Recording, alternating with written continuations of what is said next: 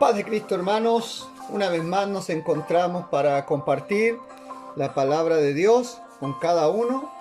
Te ruego que dispongamos nuestro corazón, este es el tiempo que tenemos para esto. Ábrale su corazón al Señor. Oremos en esta hora, que el Señor Jesús nos edifique. Señor Jesucristo, en esta hora vamos a la enseñanza de su palabra. No tiene efecto ninguno la sabiduría humana, ni las palabras, Señor, de buen orden. Es usted el que hace la obra. Es usted el que salva, es usted el que cambia, es usted el que fortalece, el que guía. Le rogamos que nos hable en esta hora. Por favor, Señor Jesucristo, comuníquenos el mensaje, enséñenos su voluntad, guíenos por su palabra. Se lo rogamos en el nombre del Señor Jesús. Amén. Amén. Vamos creciendo en nuestro discipulado, mis hermanos, y vamos viendo también el camino que debemos seguir. Jesús en una ocasión se encontró con un joven rico y le pidió saber el camino de la vida eterna. Creyó ser capaz de obtenerlo por sus propios méritos. Y el Señor le tuvo que decir: una cosa te falta. No es suficiente con la religión, no es suficiente con la buena voluntad, no es suficiente con saber. Algo te falta. Y de eso hablaremos en este día. No es suficiente. En la historia de este encuentro de Jesús con el hombre rico, él era rico, tal vez alguien que poseía muchas propiedades inmobiliarias o grandes negocios. Era miembro de la clase dirigente de los judíos y también era un hombre religioso. Pero la religiosidad, por intensa que sea, no es suficiente para ser un discípulo de Jesús. Hace falta algo más. Todo eso lo he cumplido, le dice el hombre a Jesús cuando él le dice que guarde los mandamientos. Jesús iba de camino a Jerusalén, donde se enfrentaría con la cruz. El hombre rico tomó la iniciativa de acercarse al maestro y lo hizo, por lo que vemos en el texto, de una manera poco usual. Llegó corriendo y se puso de rodillas delante de él. Un judío no dobla su rodilla ante un hombre. Aquel hombre tenía una preocupación genuina. Quería saber cómo alcanzar la vida eterna. Y esto dio pie a un diálogo entre ambos que permitió a Jesús revelar verdades acerca del discipulado.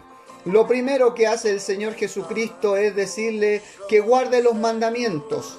Pero curioso, no le habla de los mandamientos invisibles, aquellos que hablan de la relación o comunión con Dios, sino que le mencionó los mandamientos que hablan acerca de la convivencia con el prójimo.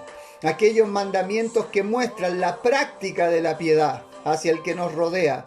Muy probablemente quien pueda vivir de acuerdo a lo que Dios manda es porque tiene una relación íntima con Dios. El joven, al escuchar los mandamientos, dice: maestro, todo eso lo he cumplido desde joven. Fue la respuesta de aquel hombre, haciendo referencia de que él fue aceptado como hijo de la ley cuando ya cumplió la edad convenida, 13 años, y lo hacía responsable esa fiesta de guardar los mandamientos, y él dice: desde entonces yo he sido fiel. Pero Marcos menciona un detalle muy significativo. Dice: Jesús mirándole le amó. Tengo mi idea de esto, no lo dice la Biblia, pero el hecho de que él le haya dicho maestro bueno, y el Señor le dice: ¿por qué me llamas bueno? No hay ninguno bueno sino Dios.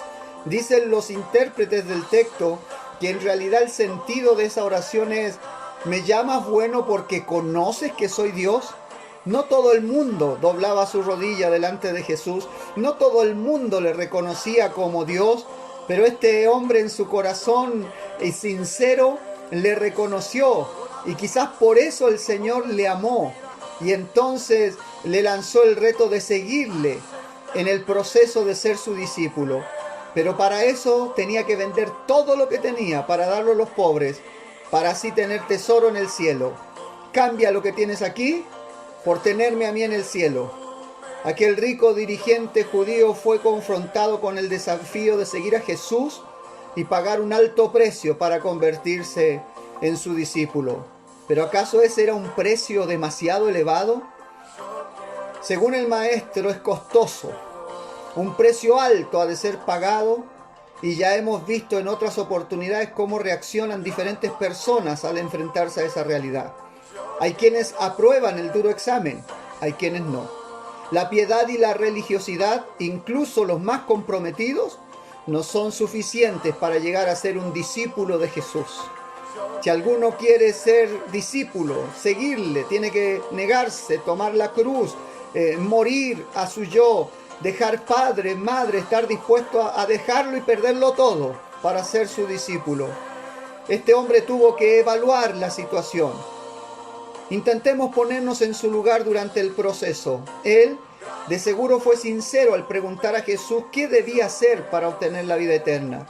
El maestro le respondió y él tuvo que proceder a calcular las implicaciones de lo que ganaba y de lo que perdía frente al camino que Jesús le señalaba. Lamentablemente en su corazón el saldo le pareció negativo. Era mucho perder las cosas de esta tierra por tener la bendición de pasar la eternidad con Cristo. Se fue triste y afligido porque el precio a pagar le pareció demasiado elevado. No solo él fue impactado por este encuentro, también los discípulos lo fueron. Al ver la reacción del joven, Jesús les dijo: qué difícil le va a ser a los ricos entrar en el reino de Dios. Lo cual produjo una sorpresa inmensa entre los seguidores de Jesús. Y esto por dos razones bien sencillas. Para los judíos, en su mente, la idea era que ser bendecido era tener riquezas.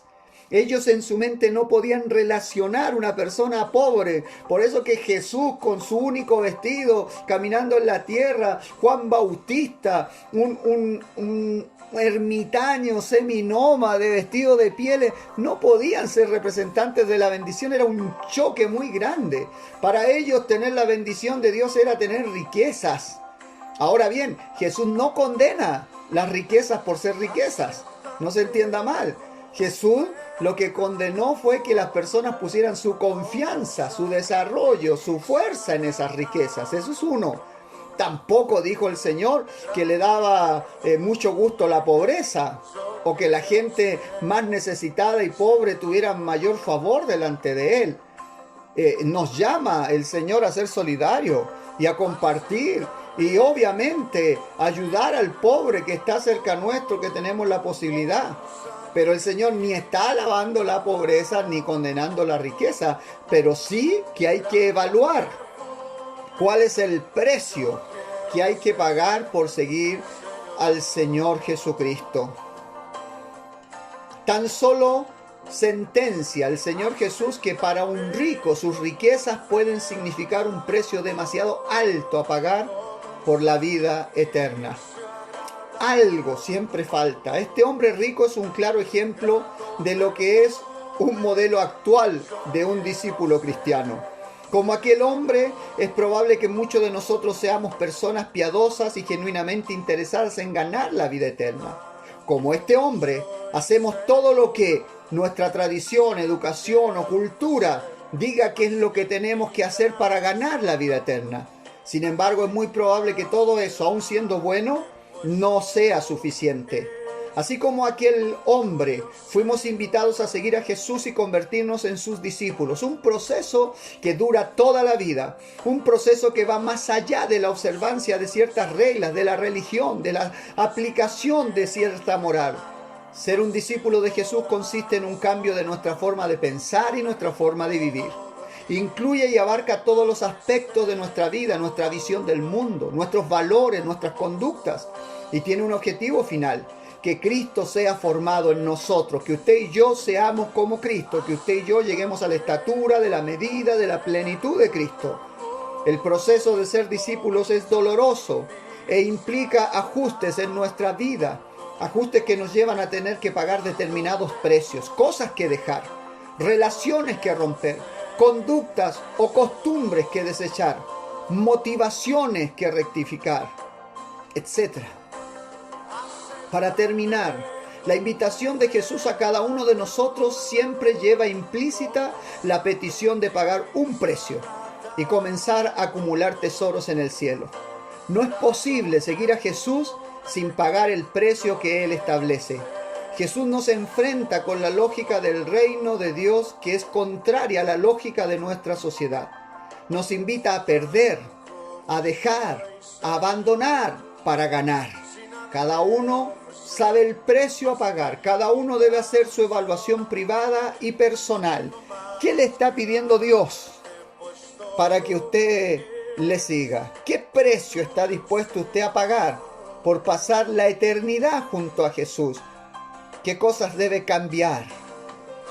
¿Hasta dónde está dispuesto a llegar? El que perseverare hasta el fin, este será salvo. Y el Señor dice aquí: yo estoy a la puerta y llamo. El Señor quiere salvarnos. Nos invita a ser sus discípulos. Pero para ser discípulos hay que pagar un precio. Para algunos a veces muy alto. Dejarlo todo por servir a Cristo. A veces son cosas materiales, mucho más difíciles son a veces las cosas de carácter, los intereses personales. Quien no ha tenido nunca nada, ¿qué le cuesta perder algo material? Pero el orgullo, la rebeldía, la envidia, el deseo de tener lo que los otros tienen, el dejar los sueños e ilusiones por seguir el llamado a expandir el reino de Dios con poder. Hay un precio que pagar. El Señor le invito, siga a Jesús. No importa lo que cueste, vale la pena. Jesús vale la pena. Dios le bendiga.